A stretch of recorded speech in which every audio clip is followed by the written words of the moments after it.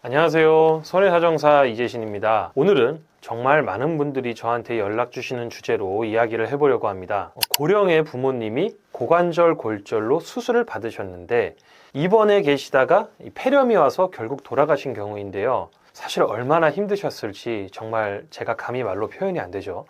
그런데 그 슬픔도 채 가시기 전에 보험사에 보험금 청구를 했더니 사망진단서에 상해 관련 내용이 없어서 상해 사망보험금 지급이 어렵습니다.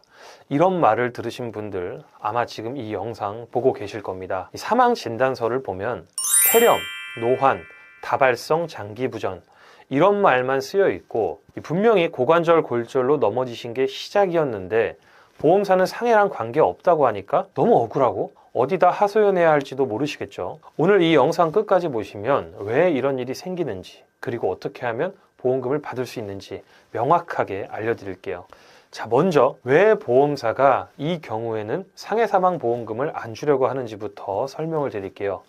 상해사망보험금이 지급되려면 사망의 원인이 우연한 외부적 사고, 즉 상해여야 돼요. 고관절 골절은 명백한 상해죠. 이제 넘어지거나 부딪혀서 생긴 거니까요. 그런데 문제는 이후에 폐렴으로 돌아가신 경우 보험사 입장에서는 이렇게 주장해요. 고령이시고 기저질환도 있으셨고 또 직접 사인이 폐렴이기 때문에 상해 사망이 아닌 질병 사망입니다. 즉 고관절 골절과 이 사망 사이의 인과관계를 끊어버리는 거예요. 사실 보험사 담당자 입장에서도 사망 진단서에 상해 관련 내용이 없으면 굳이 먼저 나서서 이거 상해 사망이니까 드릴게요 라고 하지는 않아요.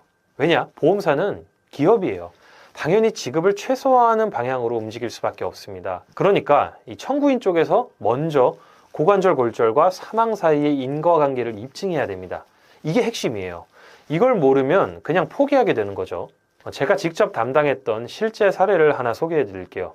80대 어르신이었고요. 집에서 낙상으로 고관절 골절이 발생하였고요. 수술과 입원과 퇴원 치료를 반복하던 중 이 폐렴 합병증으로 결국 돌아가셨습니다. 그리고 시체 검안서에 기재된 사망 원인은 이렇게 되어 있었어요. 직접 사인은 심폐정지, 중간 선행 사인은 다발성 장기부전, 선행 사인은 노환. 보험사는 이걸 근거로 질병 사망이라고 판단을 했고 유족분들은 상해 사망 보험금을 받지 못한 채 저를 찾아오셨어요. 저는 이 사건을 맡아서 의무기록 전체를 분석하고 진료 경과를 꼼꼼히 확인했습니다. 낙상으로 고관절이 골절됐고 그리고 수술 후 장기간 침상 안정이 불가피했고 그로 인해 폐 기능이 저하되면서 폐렴이 발생했고 사망으로 이어진 것. 이 연결고리를 의학적으로 객관적으로 입증할 수 있는 자료를 만들어서 보험사에 제출했습니다.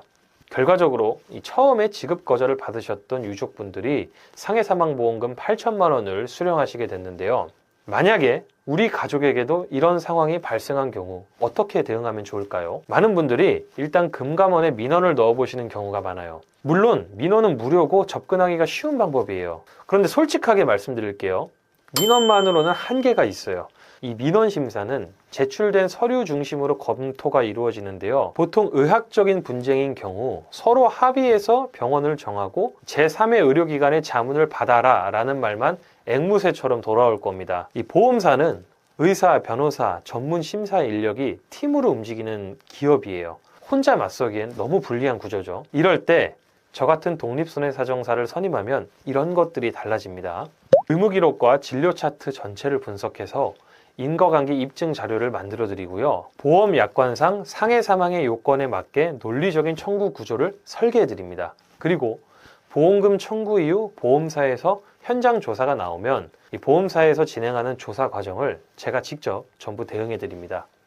쉽게 말씀드리면 보험사가 내세우는 논리에 맞서서 같은 언어로 싸워드리는 거예요. 지금 이 상황에 놓여 계신 분들 보험금 포기하지 마세요. 사망 진단서에 상해 내용이 없어도 인과관계를 입증하면 충분히 받을 수 있습니다. 제가 고정 댓글에 상담 신청 링크를 남겨드릴 테니 사례 내용을 간단히 말씀해 주시면 업무 진행 가능성이 있는지 먼저 검토해 드리도록 하겠습니다. 오늘 영상이 도움이 되셨다면 구독과 좋아요 부탁드리고요. 비슷한 상황에 있는 지인분이 계시다면 공유도 해주세요. 저는 다음번에 더 유익한 영상으로 찾아뵙겠습니다. 감사합니다.